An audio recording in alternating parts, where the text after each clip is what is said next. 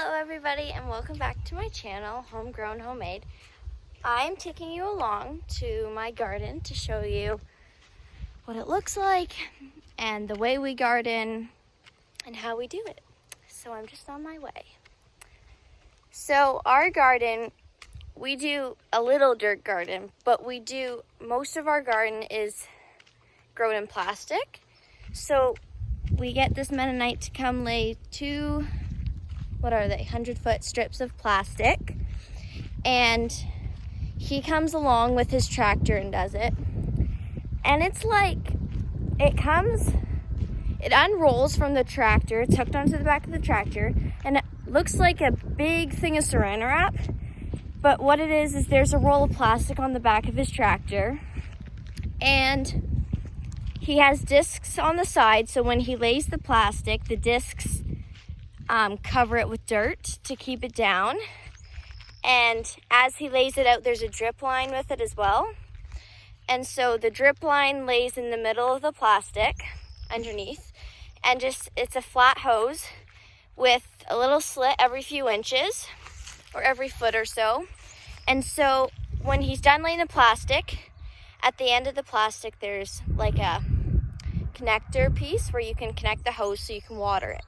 And this way, it works a lot better for us to garden like this because there's not as much weeds. Because I don't have that much time to weed the garden.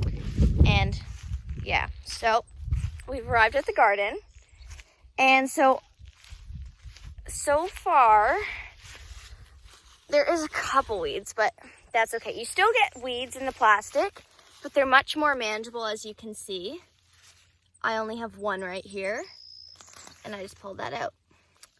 So, my squash plants are sort of dying because I've had a bunch of cucumber beetles come, and they've just taken over the plants. And so I mixed some soap and water and put it on there, and I got frustrated, so I just decided to dump the whole soap and water thing on the plants, which I think I did at night, but there was still sun out. And so what I think happened is the leaves all crisped up in the sun after being watered, and they kind of died. So, but see, there's so many beetles on it. And I've tried spraying it with soap and water and dumping it. That has not worked, but the rest of my squash are fine. But the new squash I've tried this year is buttercup squash. It's green with a bright orange middle. So that died. And then this other squash my grandma gave to me to try out, which is just like a mystery squash. But here's my butternut. And see, there is a couple beetles on there. And then we have my other butternut. And you can see here that here is the end of the drip line. So it kind of goes like that. So here's the plastic kind of. And the drip line comes out. And then there's this connector piece that's connected to our hose at the moment. And that can connect to the drip line. And so then we can water it whenever you want, which last summer was really handy because it did not rain for a long time in the first few weeks of summer, and a lot of things would have died if we didn't have that. So we have 2 strips, and it must be over 100 feet. I think it's 100 and something feet, maybe 100 feet. And so we plant plants.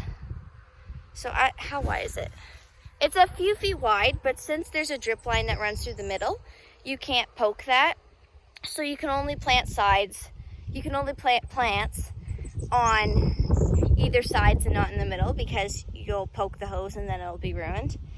So I don't know if you can see this, but I have plants growing on the side. So these are beets right now, and they're just on both sides and not in the middle. And so you turn on the drip line and it'll water it for, I don't know, a few hours a day. and it soaks the ground and the roots will reach it. But yeah, you can plant on both sides but not in the middle because you'll hit the drip line. So those are my beets. I have, I don't know how many I have. And then I have my onions. And so I have about 80 onions, and I have all different sorts and kinds and stuff. And so you don't get weeds in the plastic, but you definitely get it around. But we normally cut it with the lawnmower, which seems to work. So yeah, it's a lot more manageable. See, there's like a couple weeds in here, but that's okay. And so I'm just picking weeds as I go along here. So yeah, I got my beets, my onions, my squash in the first one. So I'm still going on my onions. These ones I started a little later, so they're still trying to peek up. I think these are red onions. I planted yellow, red, white, and then these Spanish sets I've been growing the last couple years. Then we move on to my peppers. And so this is a bell pepper. And how many did I plant? 2, 4. I think there's about 25 plants maybe. Yeah, 25 plants or so. And there are like bell peppers and jalapenos, and mostly just jalapenos and bell peppers because we use those two the most. We use bell peppers for eating and then jalapenos for sauce we make every year, which I'll take you guys along with me and make. We make homemade tomato sauce every year, and which is really fun, and we normally freeze it. We don't normally can it. It's just easier for us that way, much quicker. Then we just get out the morning of, we want to have like pasta or something, and it's really good. And the great flavor does not go away. I have a pepper starting to form right here. And that one, that's a red one. But we sometimes harvest the red ones when they're green because sometimes the bugs get to them before they ripen.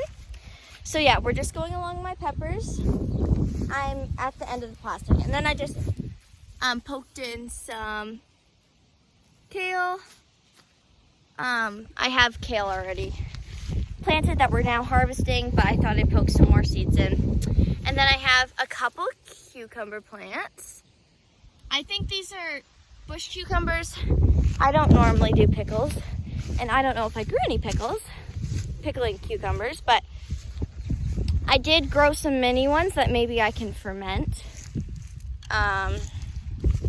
So yeah, that was one strip. And here's my second strip. So since we do these 2 strips in the same places every year, we get a lot of volunteer plants that come up. And so last year, I think, was it acorn squash? No. I don't even know if it was a squash they normally eat. I think it was just for decorating. But there was like a bunch of plants, probably 10, 15, maybe 20 plants that came back volunteer. So they might just be the gourd decorating squashes, and some might be butternut and stuff. But the volunteer plants are much bigger and looking much better because they've grown past the point where when the bugs attack them, they can just live through it. So here is one of the volunteer ones. It's doing well. And then see, my cucumber beetles are eating them. And then here's another one. This is not volunteer. I think those are more cucumbers. And then I do try to start watermelon every year, and it doesn't always. Hello everybody, so I did get cut off, but we're back again. I also realize I keep saying our garden, and we like to preserve, or we like to freeze this or that, or when really, I do all the gardening, my family just eats it, I do all the preserving. Anyways, so I'll start off where I was, which is the cucumbers. Well, I said they were cucumbers, but they're actually pumpkins. So here is the pumpkin. That one's really small. This one's bigger. So I have 2 pumpkins right there. And I have 3 watermelons. So I do start watermelons indoors, but they don't always turn out very well. So I only planted 3 this year. So here's one. The other one looks like it's kind of been dug up or something. But sometimes I get a big, not a large harvest, but last year I got a few watermelons. And I hope to get a couple this year, but they don't look too good, so I don't know if I'll get many or not, or maybe they'll die. I don't know. They don't look too good.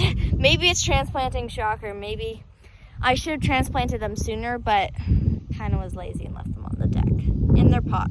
So here is some slits I put in. So there's nothing in, well, there is something in them. They have not sprouted. I think it's beans and mini cucumbers to ferment to make pickles.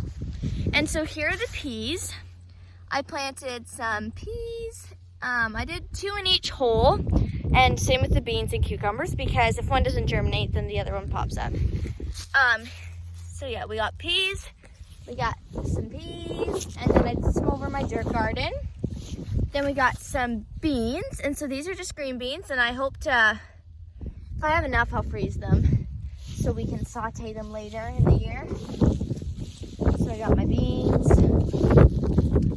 And then we come to my tomatoes. So last year we had 50 tomato plants. We had a very large harvest each day, and we make lots of sauce, so that's good. This year we only put in about 14 or so, but we're gonna go to the store and buy some more to put in. But we won't have nearly as many as last year, but we'll still have a good amount. So here's one tomato plant. I am gonna start putting the cages on them. Here's another one. It has a little baby tomato on it. And so there's about how many? Yeah, 14 I said. And some of them have cages, some of them don't. I will put cages on all of them eventually. And I'll have to come out here and pick the suckers. But this tomato plant actually has a couple of tomatoes, which is nice. These are green slicing tomatoes. And I grew lemon boy and beefsteak and big green tomatoes.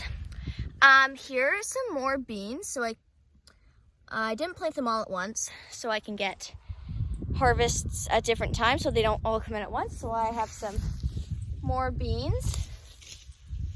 And then, as you see, there's nothing in these holes. So I did originally plant carrots in these, but they didn't sprout. So I replanted them with yellow beets. I think they didn't sprout because they normally take a couple weeks to germinate, and they need to be kept very moist within that time. And we got a very heavy rain when I planted them. I think it was either before or after I planted them.